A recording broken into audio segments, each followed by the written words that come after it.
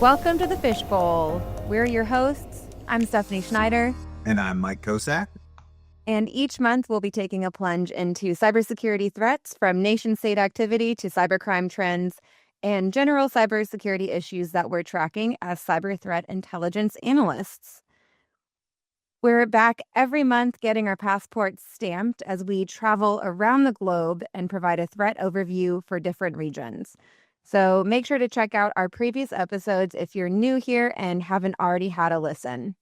This month, we'll be talking about cyber threats for tracking in Europe and some of the changes that we've seen since covering this last quarter.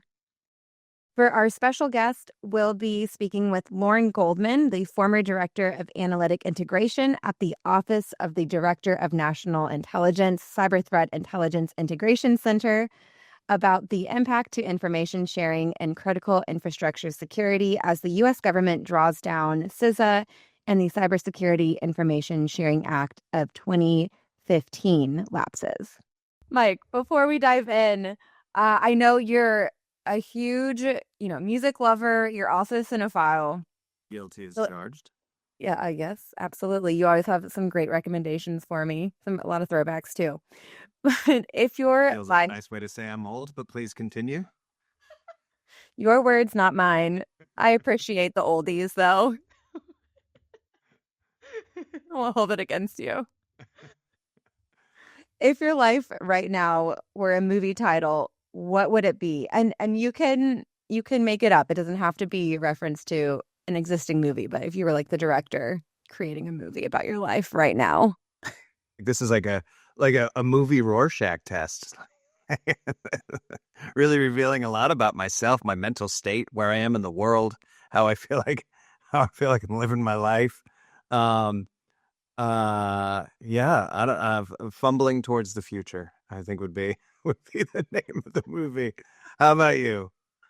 Well, mine is very similar. I think it's mine would be something like Speeding Towards the Edge, just because everything's felt there's been a lot going on this fall, and I'm in the midst of marathon training, so absolutely, yeah, just that bleeding edge. You gotta live it. That's right. The need for speed. Well, let's get into the cyber threat intel stuff. Let's give people what they came here for. The report that we recently put together and sorting through the data and what we're looking at, day to day. What are some of the highlights and the changes that we've seen in the threat environment since our last Europe regional report came out in August? Yeah, so I think in many ways it's more the same, and I know that sounds like a cop-out answer, but you look at the role ransomware has played and how that's continuing to impact the region in a major way. I think when we did the last report, we were talking about Jaguar Land Rover and the impact there, and then now there's more impacts if we look at the ransomware attack on Collins Aerospace and the impact it had across airports back in September, so just a month or two ago. So in that way it's more of the same. But then there's also Scattered Spider continues to be a concern in the region. There's just some arrests in I guess it was just a few weeks ago.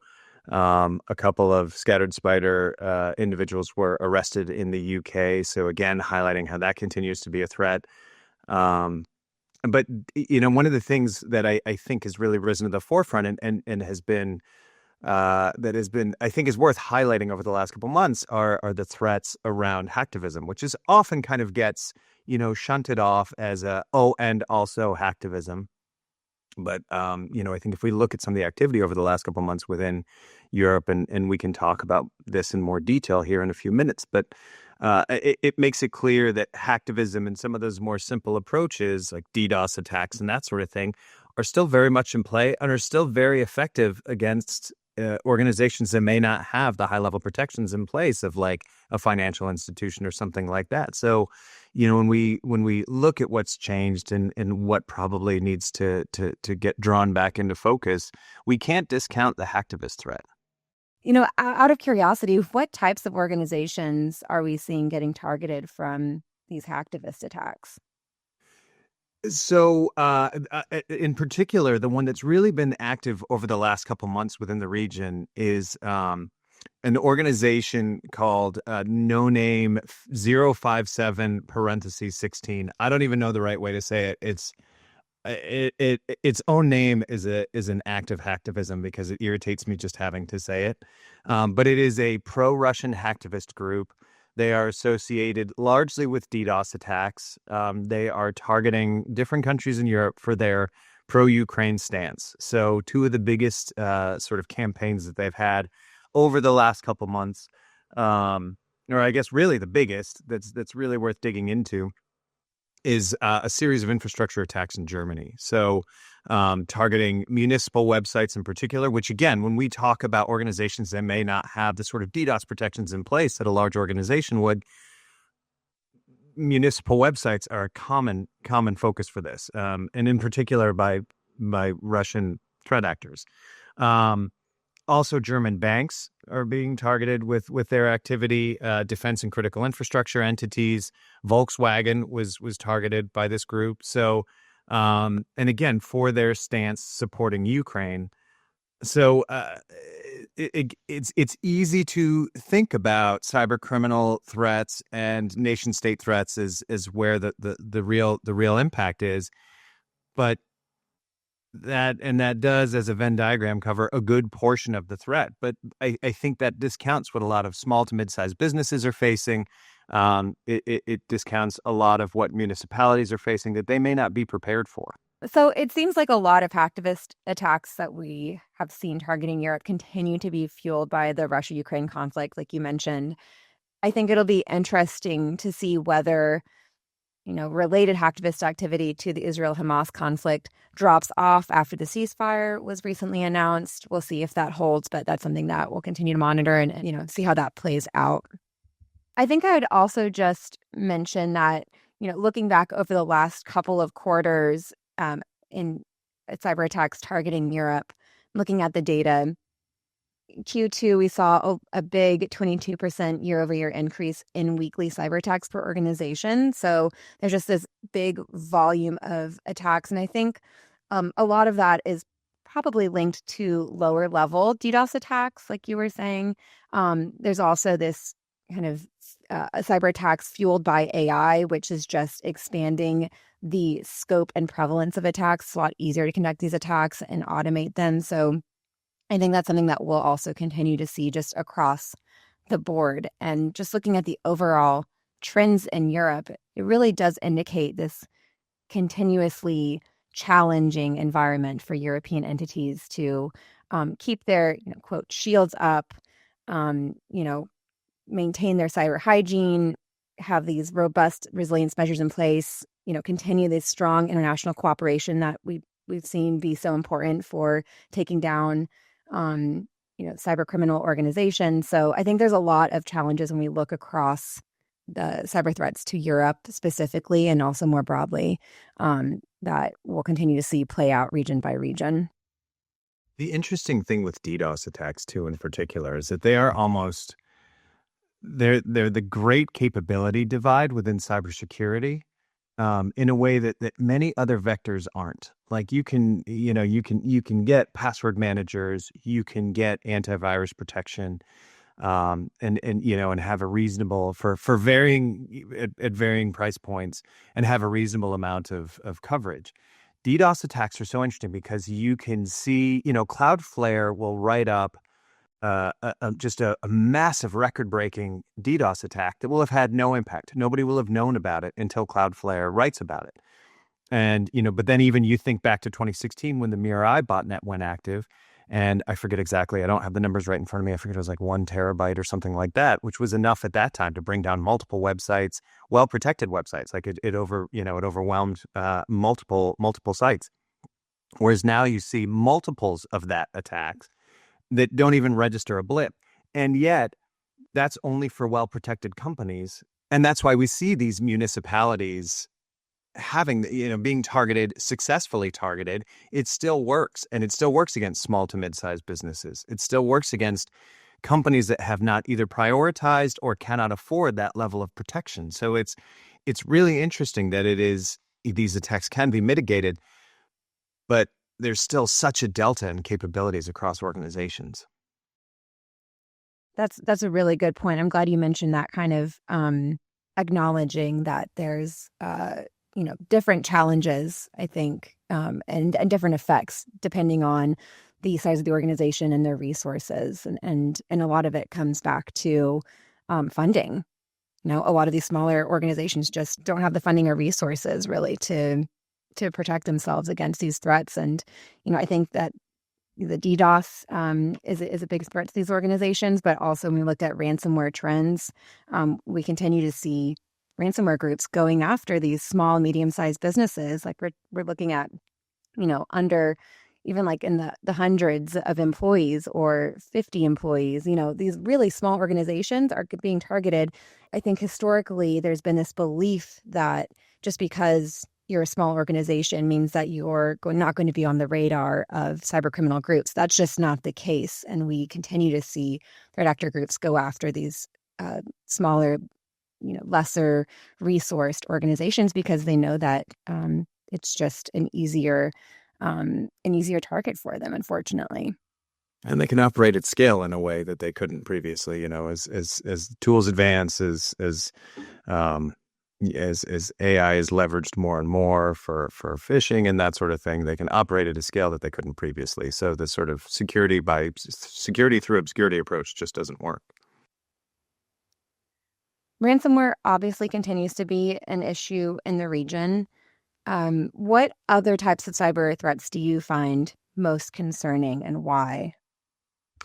So outside of the hacktivism from Russia that I mentioned, which is, as I said, really, I think shaped the quarter a little bit more than I would have anticipated. Ongoing social engineering attacks, certainly. And I know we beat that drum a lot. We talk about it a lot, but it's only because it continues to be an issue. That we see these groups rotate through sectors. We see them rotate through regions. The arrest of those scattered spider individuals in the UK are a great example of just the prevalence of the threat. As we've mentioned in previous podcasts too, that these tactics are replicated and resonate within these forums and within these Telegram channels and everything else, so that these arrests they hold individuals accountable for their actions, but the tactics that allow this activity to be successful and to continue remain within those channels. And so there's always somebody else ready and willing to pick them up. We've talked about Scattered Spider now for 5 years, or 3 to 5 years, and then some of its predecessor groups.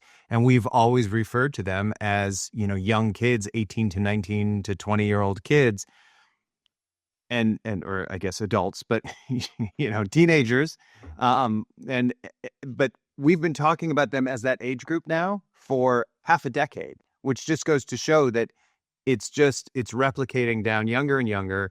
The UK just released a report on this, that a lot of the attacks they see on schools are coming from teenagers. So this behavior is continuing, and the successful tactics are continuing to be passed down. So it just continues to replicate and will continue to be an issue. And then, of course, critical infrastructure it remains a concern for all of the reasons. I mentioned the Collins Aerospace ransomware attack and its impact across numerous airports. I mean, it affected Heathrow, it affected Berlin, it affected Brussels. I think it affected Dublin. So, and it's a great combination. It's demonstrative of a great combination of a ransomware attack and a supply chain attack at the same time, impacting critical infrastructure. So, when we think of, for instance, the Colonial Pipeline attack, ransomware attack, but on a specific critical infrastructure company, that, I mean, it certainly had downstream effects. But this had an impact just across the board, and not probably financially as big as Colonial Pipeline, but multiple airlines, multiple airports, thousands of travelers impacted, and disruption of air travel service across the board. So when we think about critical infrastructure, we often talk about energy, we talk about telecom, but transportation needs to be part of that conversation as well.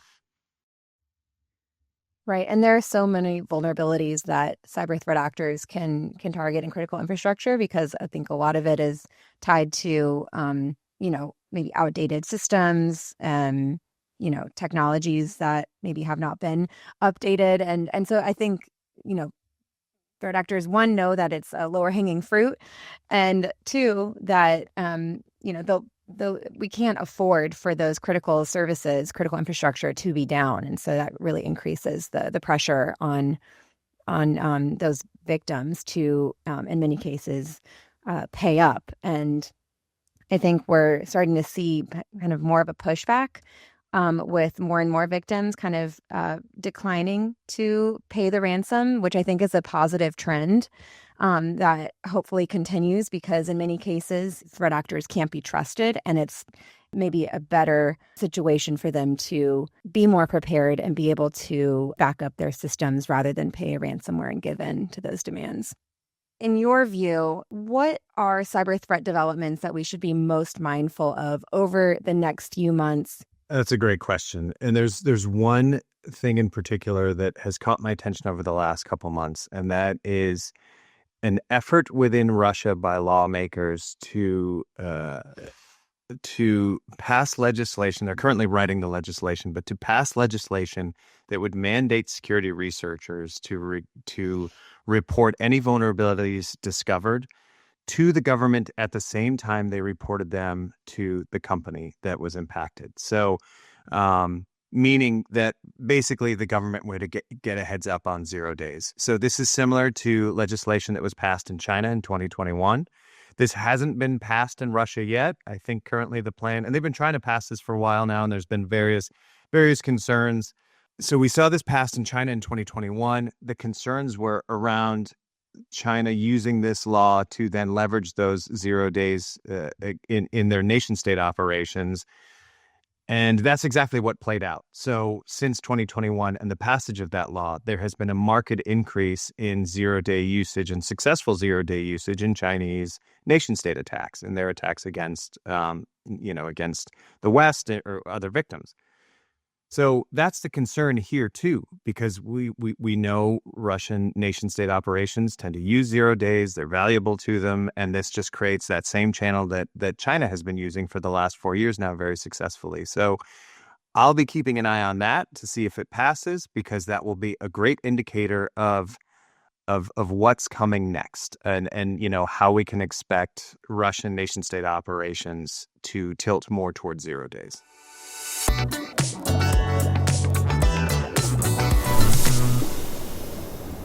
Well, we are very lucky this week to have an old friend of mine, an old colleague of mine, Lauren Goldman, joining us for our interview. She is the former Director of Analytic Integration at the Office of the Director of National Intelligence Cyber Threat Intelligence Integration Center.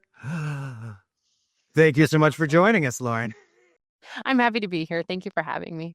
So it's a really it's a great time for you to be here, because so I just got back from travels within Australia and New Zealand and meeting with customers and partners there. One of the big topics that came up as a consistent point of concern was information sharing, particularly with some of what's happening in the United States right now. We see CISA, the Cybersecurity and Infrastructure Security Agency, being cut back. I think your former organization has been cut back substantially. A lot of other changes around information sharing and reprioritization around that, both internal and external to the United States.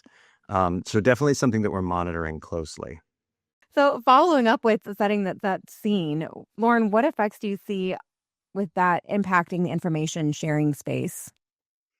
Yeah. So I think one of the things that we think about with information sharing is, just how important it is to build that trust before things happen, like before things go boom, right? And so just to take a step back on what this could possibly mean for one of the things that, is very important for national security, but, and across state lines, but also internationally, as Michael heard over in Australia and New Zealand, is that cyber is borderless, and critical infrastructure. And when I talk about critical infrastructure, what I'm talking about is water, electricity, our financial systems, our healthcare systems, all of the things that help us go about our daily lives that we don't even think about when they're going well, but when they go awry, it can have a really big impact. And some, obviously have cascading effects as well. So if you can imagine your water goes down, it starts to affect your data centers and then your phone and your telecommunications. So, they're all really interconnected. And there's 16 sectors that we look at in critical infrastructure, and 8 of those are covered by CISA. Already we're looking at, kind of a reduction in what we can do with that information sharing, because there's just not that kind of federal touch point, or at least it's less robust. When we start thinking about cyber, Mike and I came from a counterterrorism background. And what I always say is what's interesting about counterterrorism is that the federal government and state and local and tribal and territorial entities, we had a little bit of a monopoly on the information that we were looking at. With critical infrastructure, with cyber, we don't. A lot of it is owned by industry, small businesses, which make up the majority of businesses in the United States. And they're not necessarily resourced for cyber. I don't think anybody goes into business thinking, I'm going to really be ready for China and the nation state actors, or a really robust and professionalized ransomware actor to come after my small business.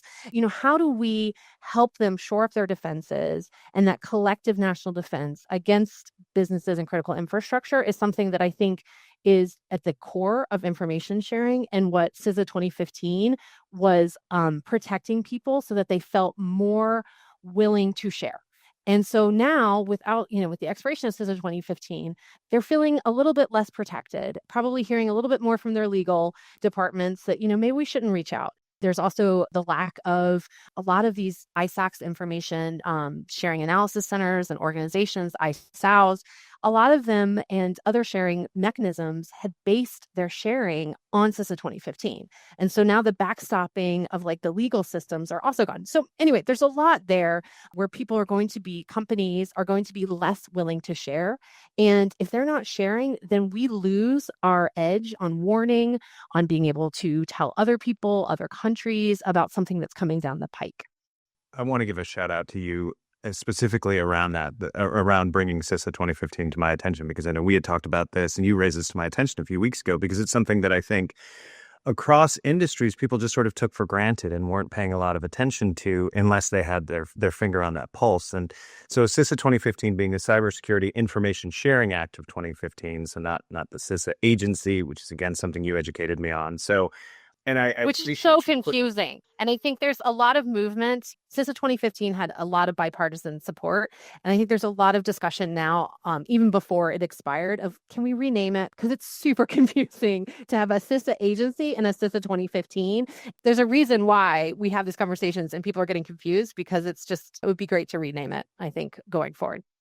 There's a gap here that we need to be aware of, within the United States. And when we have these conversations with partners within the U.S., what impact this has on the cyber threat environment.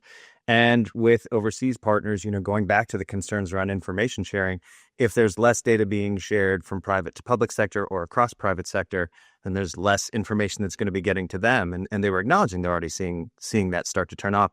But I don't even think there was that awareness of CISA 2015 and its impacts within the U.S. yet fully, and especially within the private sector in Australia, and what those sort of, knock-on effects would be. One of the things we had discussed a little bit as well are some of the impacts of state grants going away and the impacts of those within the U.S. and on cybersecurity within the U.S. as well. Would you like to say a few more words about that? Yeah. So, right when CISA 2015 expired, the state and local cybersecurity grant program also expired. Now, that was only if CISA 2015 was it was 10 years old. This SL, because we can't do an acronym, right? SLCGP, the state and local cybersecurity program, grant program, it actually was only a few years old. It went back to 2022, and it was $1 billion of federal funding that's going to state and local, tribal and territorial governments to help fund cybersecurity and really strengthen our resilience and our defenses. And it was so key to so many state governments that I spoke to, because it's helping them fund a cybersecurity force.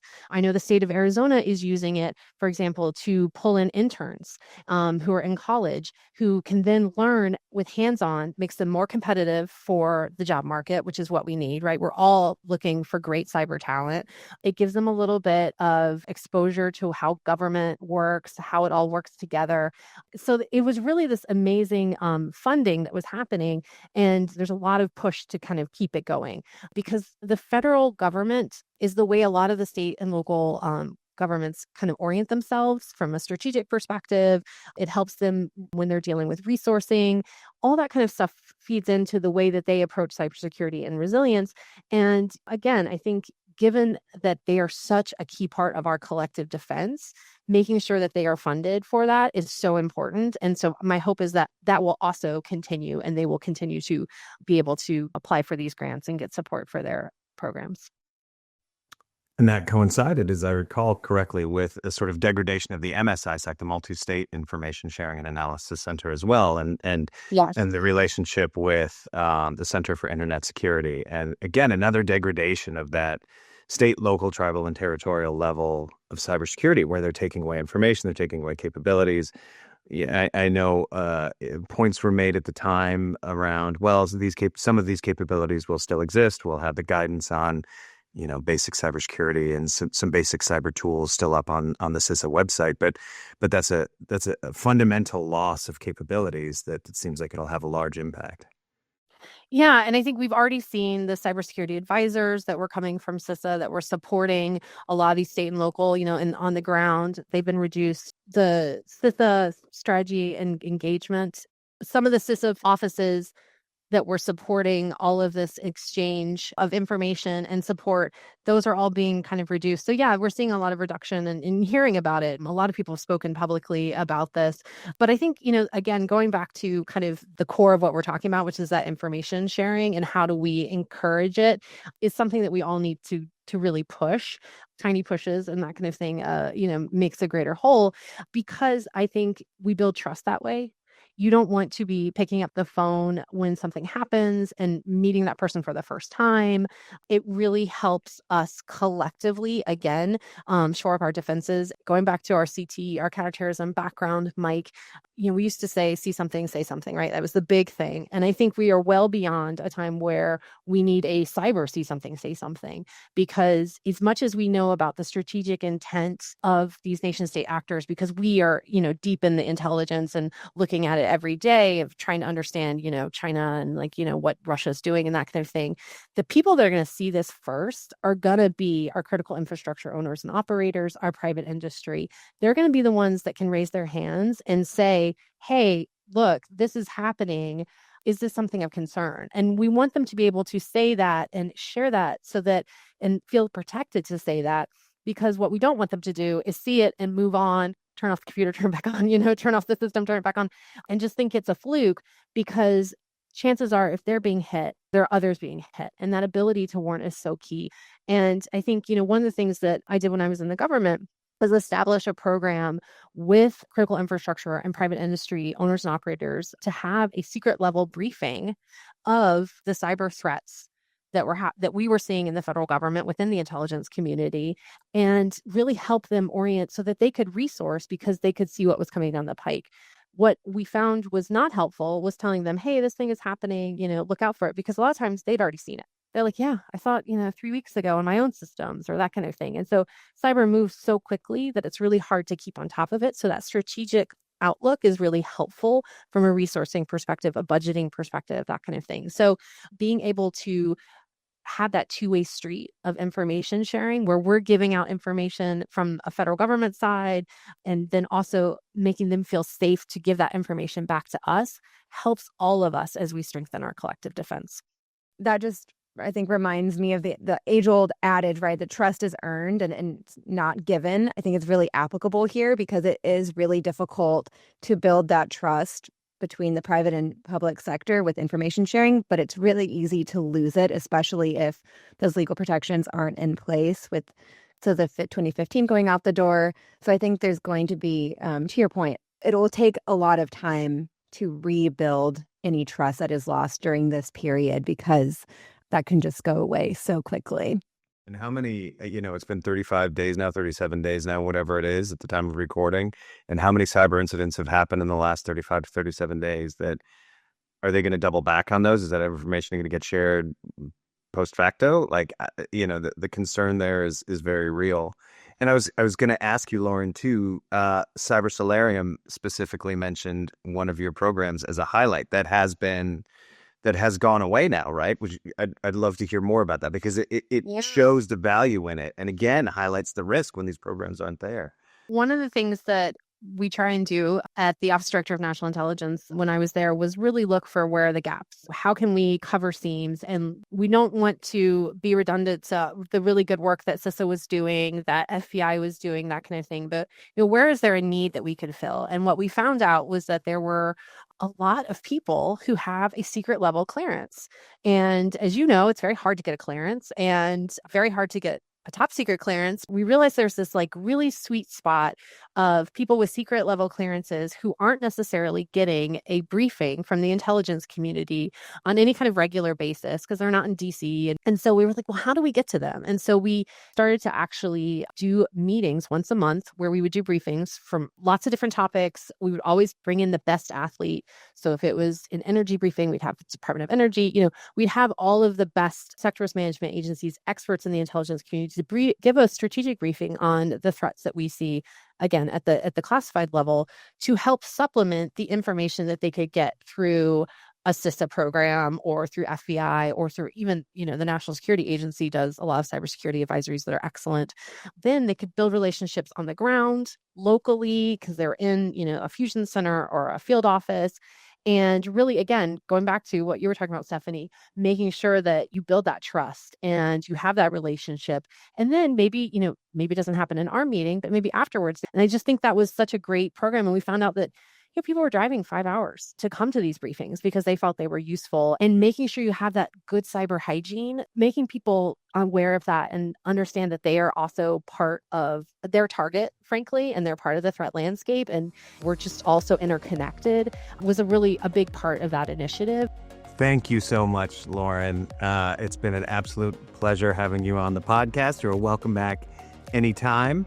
It was a super fun time to talk to you, and it's always fun to see you again, and really enjoy the podcast and was happy to be here. That wraps up our episode of the Phish Bowl. Thanks to Lauren for joining us and Mike for being a great co-host, and thank you so much to our listeners. Make sure you like and subscribe wherever you listen to your podcasts so you don't miss new episodes, and be sure to download the Threat Report link, which will be in the episode description. See you next time.